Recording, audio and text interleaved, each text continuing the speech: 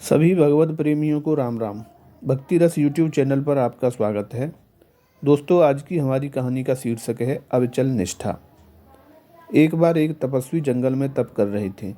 नारद जी उधर से निकले तो उन्होंने साष्टांग प्रणाम किया और पूछा, मुनिवर कहाँ जा रहे हैं? नारद जी ने कहा, विष्णु लोक को भगवान जी के दर्शन करने जा रहे हैं। तपस्वी ने कहा, एक प्रश्न मेरा भी पूछते आइए कि मुझे उनके दर्शन कब होंगे। नारद जी विष्णु लोक पहुँचे तो उन्होंने उस तपस्वी का भी प्रश्न पूछ लिया।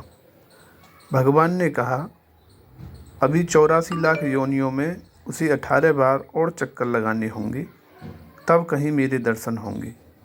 वापस लौटने पर नारद जी ने यही उत्तर उस तपस्वी को सुना दिया। तपस्वी अधीर नहीं हुए। समय की उन्हें जल्दी न थी। इतना आश्वासन उन्हें पर्याप्त लगा कि भगवान के दर्शन देर सवेर में उन्हें होंगे अवश्य।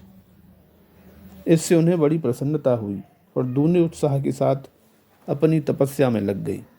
उनकी इस अविचल निष्ठा और धैर्य को देखकर भगवान बड़े प्रसन्न हुए और उन्होंने तुरंत ही उन तपस्वी को दर्शन दे दिए।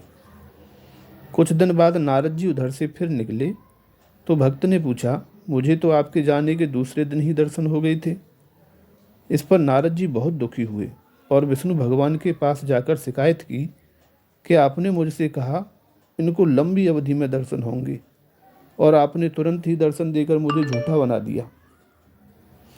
तो भगवान बोले, नारद, जिसकी निष्ठा अविचल है, जिसमें असीम धैर्य है, उसके तो मैं सदा ही समीप हूँ। देर तो उन्हें लगती है जो बहुत उतावले होते हैं।